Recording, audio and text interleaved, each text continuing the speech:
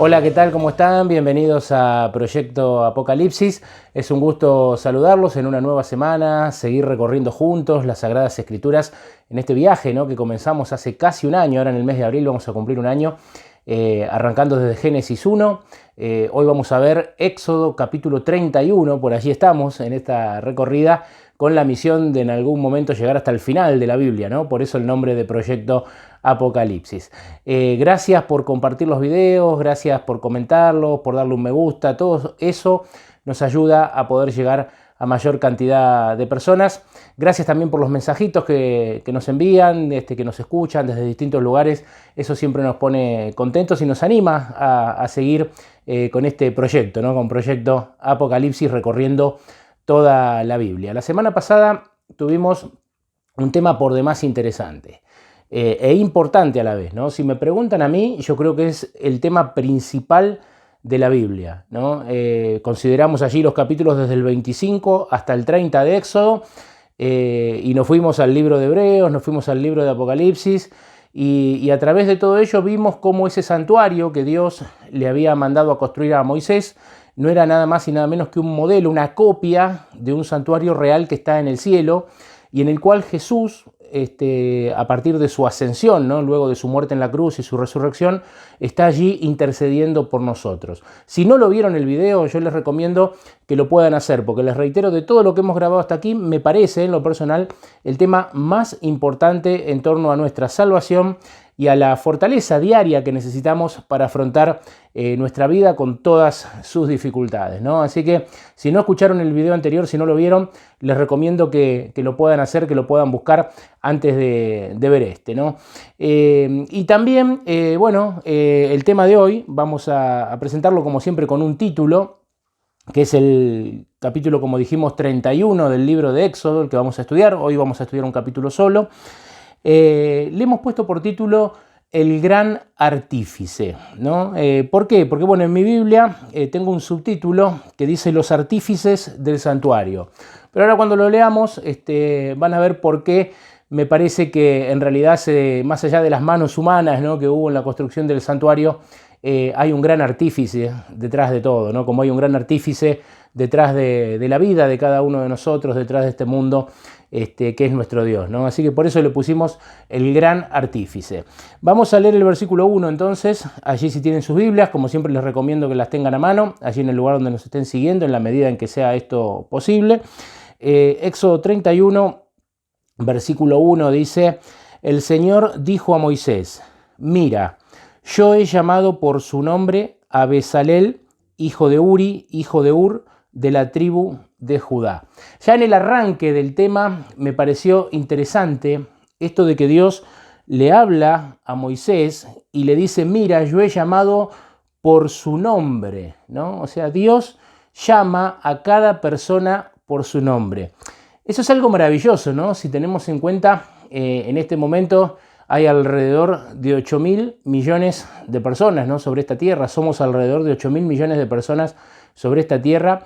Y Dios conoce el nombre de cada uno de nosotros, como conoce el nombre de todos los que han pasado a lo largo de la historia, desde la creación hasta nuestros días, por este mundo, ¿no? Miles de millones de personas, y Dios conoce a cada uno por su nombre. Creo que acá ya podríamos cerrar el capítulo de hoy, quedarnos con esta reflexión, porque es por demás interesante, ¿no? Que el creador del universo, el que hizo el universo, las estrellas, nuestro sol, nuestra luna, los planetas de nuestro sistema solar, nuestra Tierra, con todo su contenido, ¿no?, con todo lo que, como decía allí me vino a la memoria Génesis 2, cuando estudiamos ese capítulo, ¿no?, que hablaba de todo el contenido. Pensar que ese Dios maravilloso y poderoso nos conoce por nombre es algo que nos tiene que dar un ánimo y una esperanza particular, ¿no? Porque nuestro mundo, lamentablemente, desde hace casi 6.000 años, está contaminado por el pecado, ¿no? Está contaminado por la maldad, por la rebelión que se inició en el cielo y que luego se trasladó el campo de batalla a esta tierra, en ese gran conflicto cósmico del cual somos parte, ¿no? Y que todavía faltan las últimas instancias para que se resuelva. Y mientras estamos aquí, qué bueno que es saber que nuestro Creador, que nuestro Dios nos conoce por nombre, ¿no? Y le dijo a Moisés: he llamado por su nombre a Bezalel, y es más, le nombró al padre y le nombró al abuelo, ¿no? Le dijo hijo de Uri, hijo de Ur, ¿no? De la tribu de Judá, ¿no? Hasta la tribu a la cual pertenecía. Así de esa manera Dios nos conoce a cada uno de nosotros. El versículo 3 dice, lo he llenado de mi espíritu en sabiduría, inteligencia, ciencia y en todo artificio.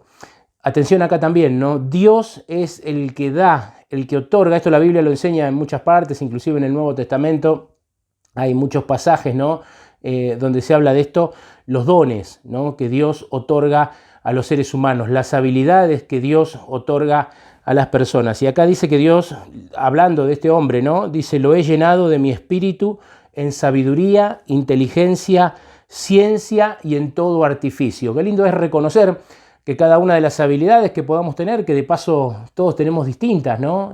Algunas comunes y otras distintas, pero generalmente todo ser humano tiene habilidades distintas. Y saber que todo eso proviene de Dios, ¿no? Y el versículo 4 dice, para inventar diseños, trabajar en oro, en plata, en bronce. El 5 dice, para labrar piedras y engastarlas, para tallar madera y ejecutar toda clase de labor, ¿no? Dice también, y he puesto con él a Aholiab, hijo de Ahisamac, de la tribu de Dan, ¿no? Acá otro nombre, a otra persona que la llama Dios por nombre, nombra a su padre y nombra a su tribu, una tribu distinta, ¿no? La de Dan en este caso. Dice, y he puesto sabiduría en el ánimo de todo sabio de corazón para que hagan todo lo que le mandé, ¿no? Qué interesante nuevamente pensar en esto, ¿no? Que Dios ese es el que nos otorga todos los dones. Y qué lindo es pensar que todo don, toda habilidad que Dios nos otorga, podemos ponerla en práctica para ayudar a otras personas, ¿no? Podemos ponerla en práctica para la gloria de Dios, para hacer distintas cosas, ¿no? Según el Señor nos haya dado, pero siempre para un beneficio común, ¿no? ¿Qué sería de nuestra sociedad si todos fuéramos buenos para lo mismo, ¿no? O sea, tendríamos un montón de carencias, un montón de dificultades, pero afortunadamente Dios, ese Dios que le gusta la variedad, ¿no? Ese Dios que le gustan las cosas bellas, que le gusta la variedad, ha puesto en cada uno alguna habilidad especial distinta. Y qué lindo es cuando eso funciona en una comunidad, sea en un pueblo, sea en un ámbito religioso, sea en un ámbito social, sea en el trabajo, sea en un ámbito de estudio. Qué lindo es cuando eso funciona en armonía, ¿no? Cuando los distintos dones que Dios ha otorgado funcionan en armonía, ¿no? Cómo crece y cómo se desarrolla esa comunidad cuando esto se logra. Decía acá el versículo 6, ¿no? Dice, para que hagan todo lo que te mandé. Y después hace una lista, ¿no? Porque dice, a saber, 2 puntos. Y ahí hace una lista y habla de lo que vimos nosotros la semana pasada, de los distintos muebles, ¿no? Y de la confección del tabernáculo, de ese santuario móvil que Moisés tenía allí en el desierto, que Dios le mandó levantar, porque el propósito de Dios era poder habitar en medio de su pueblo, ¿no? Ese santuario o ese tabernáculo móvil, ¿no? Que los acompañó durante su travesía en el desierto, mucho más adelante se iba para ser más preciso, unos 500, 600 años después, se iba a transformar en el templo de Salomón, ¿no? Que luego lamentablemente sería destruido, ¿no? Por la desobediencia del pueblo de Dios, y tendrían una nueva oportunidad con un segundo templo que también sería destruido en el año 70 de nuestra era, tal como lo profetiza Jesús, ¿no? En Mateo capítulo 24.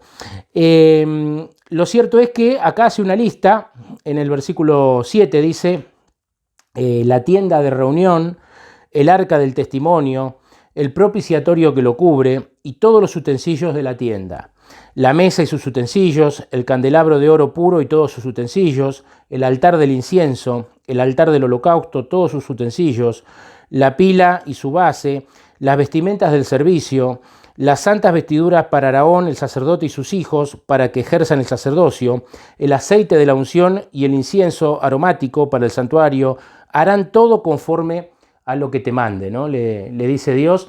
Y todo esto llevado adelante a través de la habilidad, ¿no? O del don que Dios otorgó a estas personas. Y acá hace un resumen de todo lo que se nombra y se da con mucho lujo de detalle en los capítulos 25 al 30, ¿no? Tal como mencionamos la semana pasada. Recordemos que el santuario o este tabernáculo allí en el desierto, primero se entraba, ¿no?, al perímetro de este santuario, a lo que se conoce como el patio exterior. Con lo primero que el sacerdote se encontraba era con el altar del sacrificio. Luego había un lugar para lavarse, conocido como el lavacro. Luego se entraba propiamente a la tienda del santuario, ¿no? Esto lo vimos la semana pasada, le hago un breve resumen. Luego se entraba a la tienda del santuario, donde estaba el candelabro, ¿no?, donde estaba la mesa con los panes de la presencia, donde ya casi en el límite, porque el santuario estaba dividido interiormente en dos partes, ¿no?, como vimos la semana pasada también, que decía la Biblia, el lugar santo y el lugar santísimo. Casi allí en el límite estaba el altar del incienso, y luego en el segundo compartimento, ¿no?, en el lugar santísimo, se encontraba el arca del testimonio, ¿no?, con esa especie de tapa que la Biblia llama propiciatorio, donde también tenía allí esculpidos a dos querubines, ¿no?, y desde donde se manifestaba la presencia de Dios para su pueblo. Todo esto evidentemente no era fácil de hacer, ¿no?, porque más allá de que Dios le había mostrado el modelo, ¿no?, de lo real, de lo que está en el cielo, no era fácil de hacer, pero Dios dio a estos hombres espíritu de sabiduría y les dio el talento, la creatividad necesaria para poder realizarlo de la mejor manera, ¿no?, y de una manera que luego impactara, porque allí se iba a manifestar la presencia misma de Dios. Pero es interesante pensar, ¿no?, que detrás, por eso volvamos al título del tema de hoy, detrás de todo esto detrás de estos artífices, ¿no?, estaba el gran artífice, el gran artista, ¿no?, que es Dios. Detrás de ellos estaba Él otorgando todos estos dones y talentos. Es interesante también que cuando Dios pide algo, ¿no?, como en este caso le pide a Moisés, háganme un tabernáculo allí en el desierto porque quiero morar en medio de ustedes, tiene que ser así, así, así, así. Es interesante que cuando Dios pide algo, Dios también llama a las personas para llevar a cabo este cometido, y Dios dota, ¿no?, a las personas de los talentos necesarios para llevar adelante ese cometido. Es interesante, no hay que olvidarse también de eso, ¿no? Dios no va a pedir al ser humano nada que no pueda ser realizado por el poder de Dios actuando, ¿no?, en las personas que así lo permiten. La segunda parte del capítulo 31, parece que acá es como que hubiera un punto y aparte y se hablara de otra cosa, pero en realidad, por eso me gustó el título del gran artífice, ¿no?, porque si nosotros lo vemos bajo esa lupa, lo que viene en la segunda parte del capítulo 31 nos habla del mismo gran diseñador del universo, nos habla de nuestro gran creador, ¿no?, y del sello de nuestro creador, del sello de nuestro gran artífice. Porque a partir del versículo 12 dice que además, ¿no?, después de haberle dicho todo lo que vimos hasta acá, además, el Señor le dijo a Moisés: di a los israelitas, guarden mis sábados, porque el sábado es señal entre mí y ustedes por sus generaciones, para que sepan que yo soy el Señor que los santifico. Acá Dios, así como esto ya fue mencionado en el Génesis, en el mismo capítulo 2 del Génesis, antes de que existiera un pueblo de Israel sobre la tierra, ¿no?, cuando todos eran del linaje de Adán, allí ya Dios establece el sábado, ¿no?, en la creación. Dios el séptimo día dice que lo santifica, ¿no?, y reposa en ese día, y lo pone como un monumento recordativo de que Él es el creador, ¿no? Por eso el sábado era como una señal de reconocimiento de que Dios era el creador de todas las cosas. ¿Por qué aquí, ¿no?, el pueblo de Israel era llamado a hacer del sábado un día especial, a observar el sábado o a descansar en sábado y contemplar a Dios de una manera especial en el día sábado? Porque era la forma que ellos lo reconocían como el creador. Lo digo en otras palabras, era la forma en que ellos lo reconocían como el gran artífice, ¿no? Por eso digo que no, en una primera lectura a lo mejor parece descolgada la primera parte de la segunda de Éxodo 31, pero si lo miramos con esta lupa es interesante, nos está hablando de lo mismo, nos está hablando de Dios como el gran artífice detrás de todos los artífices humanos, ¿no? Y acá dice que será una señal entre mí y ustedes por sus generaciones, para que sepan que yo soy el Señor que los santifico.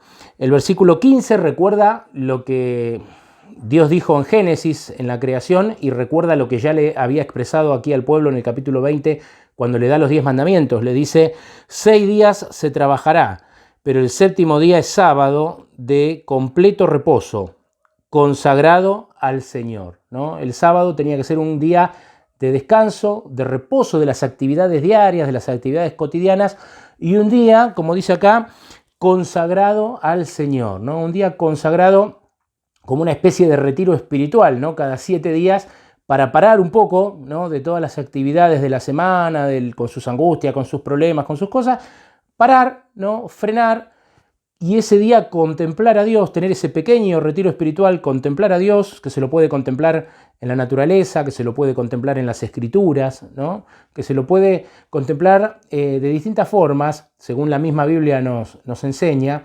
pero recordar que tenemos un creador, ¿no? Recordar que hay un artífice, ¿no? Detrás, que no soy yo el gran artífice, ¿no? Sino recordar que tengo un creador, que tengo alguien que me hizo, que tengo alguien que me da la vida, que tengo alguien que me da la vida a cada instante, ¿no? Porque en cada vez que entra y sale el aire de nuestro cuerpo, Dios nos está dando vida y eso es algo maravilloso, ¿no? Eso es algo que aún la ciencia hoy no termina de entender y de explicar y de maravillarse, ¿no? Dios es el gran artífice de la vida. Qué bueno que es que una vez por semana nosotros podamos reconocerlo como nuestro creador, que paremos, ¿no? Vivimos en un mundo vertiginoso donde la gente corre, donde hay presiones, donde hay... Qué lindo sería si todos parásemos, ¿no? Una vez por semana a recordar a Dios como nuestro creador, ¿no? A tener una especie de retiro espiritual donde nos vinculemos con Él de una manera mucho más estrecha. Obviamente tenemos que buscar a Dios todos los días, ¿no? No se trata solamente del séptimo día, todos los días tenemos que buscar a Dios, pero el séptimo día de una manera especial, ¿no? De una manera más profunda, recordando que tenemos un creador. Si practicamos esto, si practican esto, y realmente los animo, ustedes van a ver una diferencia sustancial en su vida, ¿no? Porque cuando uno no para, los problemas, las angustias, todas las situaciones que nos pesan, ¿no? Y que nos hacen la vida difícil, las venimos arrastrando de 1 año, 2 años, 10 años. Ahora cuando uno el séptimo día para, ¿no? Y contempla a su creador, créanme que es como el reseteo de la computadora, ¿no? A lo sumo, las cargas que llevo las llevo por 7 días, ¿no? Pero cuando llego a la presencia de Dios en el sábado, esa carga desaparece y empiezo de vuelta, ¿no? Ese es un poco el propósito. Vamos entrando en la parte final del tema de hoy, versículo 17. Dios dice, es señal para siempre entre mí y los israelitas, porque en 6 días el Señor hizo los cielos y la tierra, y en el séptimo día cesó y reposó. Por eso es el sábado, porque fue el séptimo día en el cual Dios terminó su obra. Uno puede observar otro día, pero ese otro día no tendría nada que ver con el sello de Dios como creador, ¿no? O sea, ¿por qué el sábado? Porque Dios terminó su obra el séptimo día, porque Dios fue el que apartó ese día y lo santificó, ¿no? Y porque ese es el día donde Dios quiere que nos encontremos con Él para reconocerlo como nuestro creador, ¿no? Si Él es nuestro fabricante y Él dijo, este es el día, ¿por qué nosotros insistimos o por qué el ser humano insiste, ¿no? En querer cambiarlo o en decir directamente no, todos los días son iguales? Dios marca esto y lo reitera muchas veces en la Biblia porque es importante para nuestra felicidad. O sea, no se trata de una carga. Lamentablemente con el tiempo los israelitas después hicieron del sábado como que lo desvirtuaron, ¿no? Porque para muchos se hizo como una carga, como algo pesado, ¿no? Como algo engorroso. Nunca fue ese el propósito de Dios. El propósito de Dios es que, como dice el libro de Isaías en el capítulo 58, el sábado fuera una delicia, ¿no? Fuera un día de felicidad para las personas, ¿no? Y que tiene que ver con lo que le decía recién, ¿no? Con poder dejar todas las cargas, ir a los pies del Creador y encontrarnos con Él. Termino con el versículo 18, que también en el mismo camino, ¿no? Que el 17, que habla de una señal para siempre, ¿no? Y cuando algo es para siempre, no tiene un tiempo de duración, es para siempre, ¿no? Y además, porque tiene una vinculación con la creación, ¿no? Ese vínculo es para que recordemos quién es nuestro creador, eso no se puede quebrantar, ¿no? O sea, el sábado está íntimamente ligado a reconocer a Dios como creador. hay un vínculo ahí, ¿no? Y en el versículo 18, el último, dice: cuando el Señor terminó de hablar con Moisés en el monte Sinaí, le dio 2 tablas del testimonio, tablas de piedra, escritas con el dedo de Dios, ¿no? Cuando Dios termina de hablar, recuerden que Dios tiene unas cuantas charlas con Moisés allí en el monte. Estamos ya desde hace varios capítulos, ¿no? Hablando desde el momento que Dios lo llama al monte, que le va a dar instrucciones, que le da los 10 mandamientos, que le da otro tipo de leyes que eran más temporales ahí para el momento de ellos, pero que también le da estos 10 mandamientos eternos, ¿no? que son para siempre. Bueno, este Dios que después les da todas las instrucciones con respecto al santuario, este Dios ahora le entrega, ¿no? Quizás como conclusión, ¿no? Le entrega a Moisés en una tabla de piedra, ¿no? Estos 10 mandamientos escritos, dice la Biblia, con el propio dedo de Dios, ¿no? Y esto también es significativo porque no fue escrito hoy diríamos en una hoja de papel, no sé, en aquel momento dirían, no fue escrito en un papiro, ¿no? Fueron escritos en piedra, y la piedra tiene una relación con lo estable, con lo durable, ¿no? Con lo que perdura. Fueron escritos en piedra, pero además de que fueron escritos en piedra, fueron escritos, dice, por el dedo de Dios, ¿no? Estos 10 mandamientos que también hemos visto hace algunas semanas atrás, y tenemos un capítulo, si no lo vieron, tenemos un capítulo grabado sobre Éxodo 20 con los 10 mandamientos. Escritos por el propio dedo de Dios. Y nuevamente la pregunta: ¿será que se puede cambiar lo que Dios escribió con su propio dedo, ¿no? En el mundo cristiano hay muchas personas que creen que sí, ¿no? Yo personalmente creo que no, que lo que Dios escribió con su dedo, con su propio dedo, no se puede borrar, porque Dios es el mismo, ¿no? Ayer, hoy y por los siglos, dice la Biblia, y porque el mismo Jesús, ¿no? Cuando vino a esta tierra, dijo: yo no he venido a cambiar, ¿no?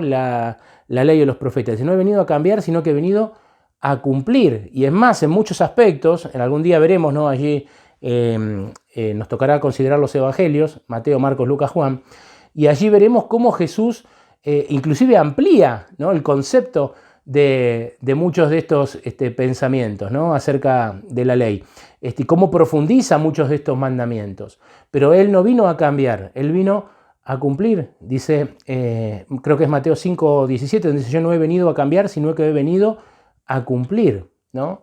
Escrito por el dedo de Dios, el gran artífice, el que está detrás de todo, el que es nuestro creador. Y cierro con este pensamiento, ¿no? Yo no sé hoy cómo está tu vida, no sé cuáles son los problemas, cuáles son las luchas, cuáles son las dificultades, ¿no? que te toca afrontar, como tengo las mías, y seguramente cada uno tiene las suyas. Pero nuevamente, como hemos dicho en tantos capítulos que hemos estudiado, qué bueno es saber que no estamos solos, no estamos solos. Repitámonos esto una y otra vez, cada vez, ¿no? que nos quiera asaltar el desánimo. No estamos solos. Hoy vimos que hay un gran artífice, ¿no? Un gran diseñador, un gran creador que está detrás de todas las cosas y que nos conoce por nombre. Te conoce por nombre, me conoce por nombre, sabe el barrio donde vivimos, sabe a qué nos dedicamos, sabe cada una de las cosas que hacemos. Y eso nos tiene que dar una gran tranquilidad para seguir afrontando las pruebas y las dificultades de esta vida. Que Dios los bendiga grandemente, que tengan una muy bonita semana. Los espero en 7 días para seguir estudiando juntos la palabra de Dios.